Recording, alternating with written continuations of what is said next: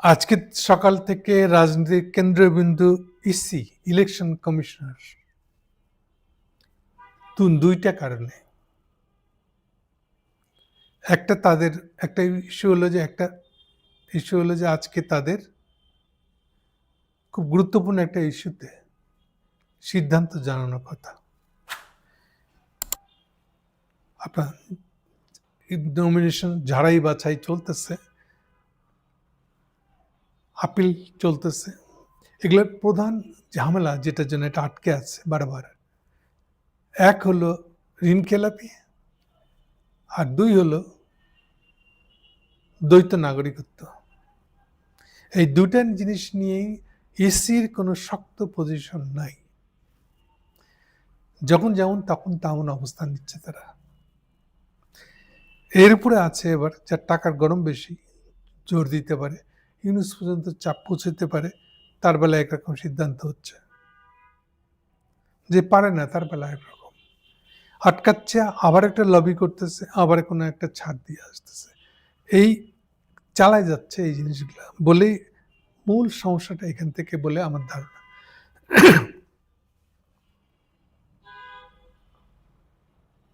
আর একটা দিক, ইলেকশন কমিশনের আরেকটা দিক হলো, গতকালকে কিছুটা আন্দাজ দিয়েছিলাম আপনাদেরকে, সেটা হলো গতকালকে আমরা সালাউদ্দিন আহমেদ, বিএনপি সালাউদ্দিনকে বলতে শুনেছি হুঁশিয়ারি দেওয়া, ইসি আর একটা বিশেষ রাজনৈতিক দলকে হুঁশিয়ারি দেওয়া, আপনারা ইলেকশন বানচালের ব্যবস্থা চেষ্টা করবেন না, আমরা কিন্তু ভদ্র, আমরা এটাকে নম্র ভাববেন না, এটাকে নরম ভাববেন না বলে এটা হুমকি দিচ্ছিল।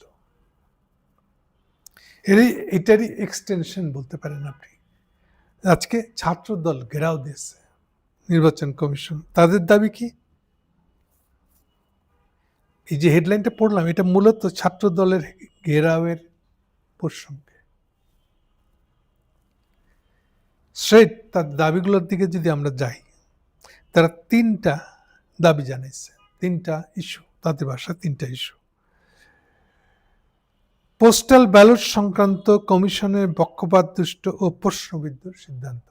পোস্টাল ব্যালট মানে, পোস্টাল ব্যালটের একটা তালিকা চেপেছে ইলেকশন কমিশনার, সেখানে বিএনপিকে ভালো জায়গায় দেওয়া হয় নাই, মাঝখানে কিংবা শেষের দিকে দেওয়া হয়েছে, প্রথম দিকে দেওয়া হয় নাই। এদিকে তারা বলতেছে পক্ষপাতদুষ্ট। আমি যতটুকু শুনেছি যে এটা অলরেডি ইলেকশন কমিশন নতুন করে এই কাগজটা আরেকবার ছাপবে, নিশ্চয়ই দানের শীষকে সামনে এনে দিবে, এটা এত বড় কিছু ব্যাপার না। কিন্তু না, সেটাও এখানে পক্ষপাতদুষ্ট ও প্রশ্নবিদ্ধ সিদ্ধান্ত বলে এটা ইস্যু বানিয়েছে। 2 নম্বর হচ্ছে বিশেষ রাজনৈতিক গোষ্ঠীর চাপে দায়িত্বশীল ও যৌক্তিক সিদ্ধান্তের পরিবর্তে হঠকারী ও অদূরদর্শী সিদ্ধান্ত। কিন্তু কি ইস্যুটা কি তা তো পরিষ্কার করলো না। বিশেষ রাজনৈতিক গোষ্ঠীর চাপে দায়িত্বশীল ও যৌক্তিক সিদ্ধান্তের পরিবর্তে হঠকারী ও অদূরদর্শী সিদ্ধান্ত। সব কিছুই আপনি প্রোনাউন বানায় আলাইছেন, নাউনটা নাই আসলে, তাহলে বুঝবো কেমন করে? বিশেষ রাজনৈতিক, আচ্ছা বুঝছি, বিএনপির দিক থেকে দাবি যেহেতু এটা হয় জামাত ইসলামের জোট, অথবা ধরেন হাত পাকার বিরুদ্ধে একটা কথা বলতেছেন আপনারা, সেটা বুঝলাম, কিন্তু কি ইস্যুতে তা স্পষ্ট না। যৌক্তিক সিদ্ধান্তের পরিবর্তে দায়িত্বশীল ও যৌক্তিক সিদ্ধান্ত নেন নাই, সেটা কি পরিষ্কার করেন না। এইটা কি নাগরিকত্ব? এটা কি নাগরিকত্ব ইস্যুতে যৌক্তিক সিদ্ধান্ত চাচ্ছেন? বলবেন তো কি কি ইস্যুতে বলছেন না। এটাই কি ঋণ খেলাপি প্রসঙ্গে বলছেন না। তাহলে এমন একটা দাবি লিখছেন যা স্পষ্ট করছেন না। এটা কি কানে কানে বলে দেবেন নির্বাচন কমিশনের? আল্লাহ ভালো জানে। 3 নম্বর ইস্যু আপনাদের চোখে, বিশেষ রাজনৈতিক দলের প্রত্যক্ষ ও প্রভাবে ও হস্তক্ষেপে শাহজালাল বিজ্ঞান ও প্রযুক্তি বিশ্ববিদ্যালয়ের ছাত্র সংসদ নির্বাচন বিষয়ে নজিরবিহীন ও বিতর্কিত প্রজ্ঞাপন জারি। ইস্যুটা কি? ইস্যুটা বানাইছে কাকে বলবো, ইস্যুটা বানাইছে খোদ ইউনূস সাহেব। আর তা এক্সিকিউট করতে গিয়া পুরো নির্বাচন কমিশন নিজের গায়ে ধুলা ময়লা দাগ, ডান দিকের জন তার দিকে টানে, বাম দিকের জন তার দিকে টানে, এখন কোন দিকে যাবে? ইলেকশন কমিশনের এই দশা। ওর দরকার কি ছিল যে এখন এই ইলেকশনের আগে ইউনিভার্সিটির ইলেকশন গুলা হবে কি হবে না এই প্রশ্নের কথা বলতে যাওয়ার দরকার কি ছিল? আর এখন কেন ঘুম ভাঙলো আপনাদের? এমনকি সর্বশেষ নির্বাচন হয়েছে জগন্নাথ বিশ্ববিদ্যালয়ে, তখনও তো কিছু বলেন নাই। তা আপনি তখনই একই প্রসঙ্গে বলে দিতে পারতেন কবে আর ইলেকশন হবে কি হবে না, এটা জমায় রাখছেন। এখন কি হচ্ছে, ইলেকশন সামনে এসে এইবার দুইটা পার্টি দুই পক্ষের চাপ নিয়ে এখন আপনার আওলাই গেছেন। এখন আপনি একবার বলতেছেন যে না, আগামী ইলেকশনের আগে আর কোনো ইউনিভার্সিটি ইলেকশন হবে না, সংসদের ইলেকশন হবে না, ইউনিভার্সিটি সংসদের ইলেকশন হবে না, আবার এখন বলতেছেন হবে। যখন যে টান দিচ্ছে তখন তার পক্ষে গিয়ে কথা বলতেছেন, সেই জন্য পরিস্থিতি হবে না। আমি যতটুকু শুনছি পরিস্থিতিটা শাহজালাল বলছে মানে সিলেটে, মানে তারেক যেদিন সিলেটে গিয়ে তার নির্বাচনী প্রচারণা শুরু করবে সম্ভবত 21 তারিখে, তারপরের দিনই শাহজালালের ইলেকশন। এখন কেউ ভাবতেছে এটা ইনফ্লুয়েন্স করবে, কেউ ভাবতেছে তারেক যাওয়ার পরেও জিততে পারল না শাহজালাল, এরকম যদি হয় তাহলে কি হবে? তাহলে মূল সমস্যাটা বানিয়েছে ইলেকশন কমিশন নিজেই, নিজের কোনো অবস্থান নাই, যে যার টানতেছে তার দিকে যাইতেছে, যখন আবার সবসময় না, আবার যখন যে দিকে টানছে, আজকে বিএনপির দিকে গেলেন, কালকে আবার জামাত টানলে আবার জামাতের দিকে যাচ্ছে, এরকম হবে আপনার নিজের পজিশন কই? তাহলে যেসব ইস্যুগুলো নিয়ে আপনি জড়াই গেছেন, এই ইস্যুগুলোকে আপনি হ্যান্ডেল করতে পারবেন না, এমনই সিমটম দেখা যাচ্ছে দিনকে দিন।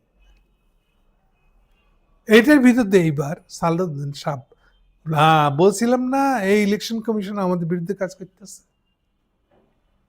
ওটাও খাবেন তখন বাড়তি অভিযোগ। তাহলে পুরো জিনিসটা হয়ে আছে এই। ওকে, আমাদেরকে মনে রাখতে হবে আজকের দিনের কথাটা। আজকের দিন ইলেকশন কমিশনের দিক থেকে খুবই গুরুত্বপূর্ণ দুইটা সিদ্ধান্ত দেওয়ার কথা। একটা হলো দ্বৈত নাগরিকত্ব, এটা নতুন করে সিদ্ধান্ত নেওয়ার কিছু নাই।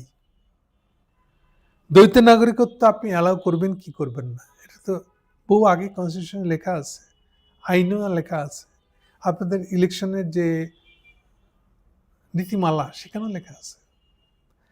পেঁচাইতেছেন কেন আপনি?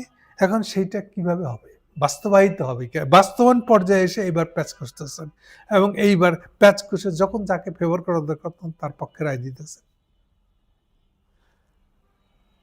নাগরিকত্ব কবের মধ্যে ত্যাগ করতে হবে সেটা যদি আগে ডিক্লেয়ার করে দিতেন তাহলে সব সমস্যার সমাধান হয়ে যেত। একজনা বলতেছে আমি তো এটা মেল পাঠাই দিয়েছি, মেল গেছে কিনা আমরা কেন জানবো? একজন আমেরিকা যাওয়ার পথে বলতেছে আমি তো আমেরিকান নাগরিকত্ব ত্যাগ করছি।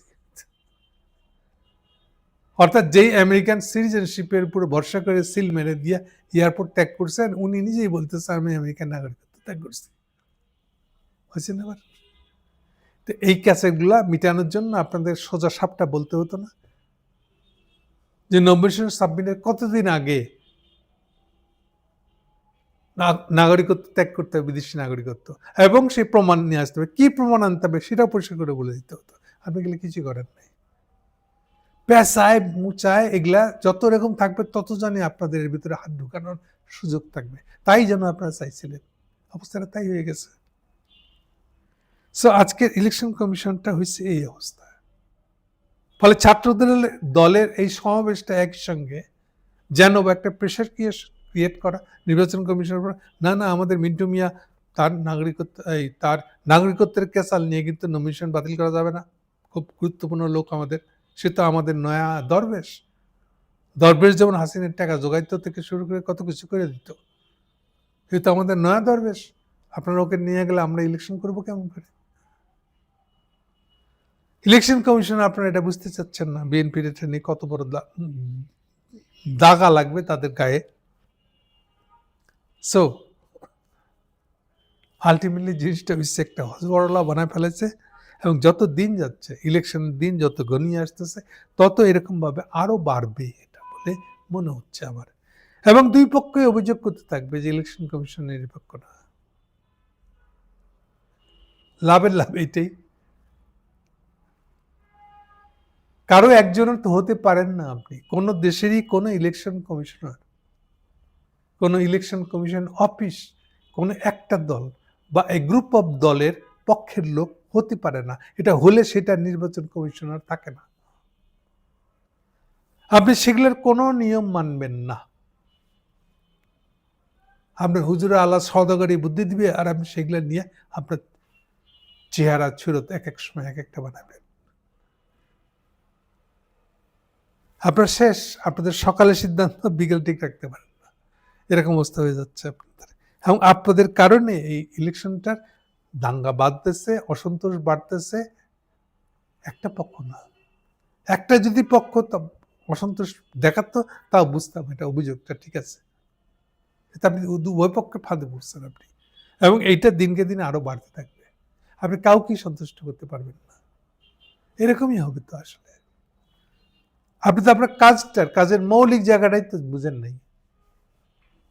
খ্যাপ মারি দিতে হবে কেমন করে ওটা বুঝতে গেছেন। ফলে আপনাদের পরিণতি এরকমই হবে, কেউ সন্তুষ্ট হবে না। আর একটা দিক আছে আসলে, এটা তো খুব স্বাভাবিক, বাংলাদেশের স্বাভাবিক ট্রেন্ড একটা। ছাত্র সংসদের ইলেকশন যদি ন্যাশনাল ইলেকশনের আগে হয় তাহলে এটা ন্যাচারালি ঠিক হবে যে কে জিতবে। ন্যাচারালি মানে যেদিকে যে ভোট দিবে সেই জিতবে। কিন্তু যদি ন্যাশনাল ইলেকশনের পরে হয়, ন্যাশনাল ইলেকশন যদি বিএনপি জিতে, তাহলে গণহারে ছাত্র সংসদের মধ্যে বিএনপি পক্ষে ভোট দেওয়ার জোশ উঠে যাবে। যদি জামাত জিতে, জামাতের পক্ষে ভোট দেওয়ার জোশ উঠে যাবে। কারণ সবাই তো চেষ্টা করে আমার কি লাভ খুঁজতে। তো যে ক্ষমতা চলে গেছে, প্রধানমন্ত্রী হবে, তো তার দলের সাথে থাকা ভালো না? আমার কি লাভ বলে সবাই ওইখানে ছুটে পড়বে। এইটা কি ইলেকশন কমিশনার জানে না? ফলে এখন এটা এমন অবস্থা করছে, ন্যাশনাল ইলেকশনের আগে কোন ছাত্র সংসদে ইলেকশন দিলেও সমস্যা, না দিলেও সমস্যা, এমন একটা জটিলতার ভিতরে পড়ে গেছে নির্বাচন কমিশন। Thank you.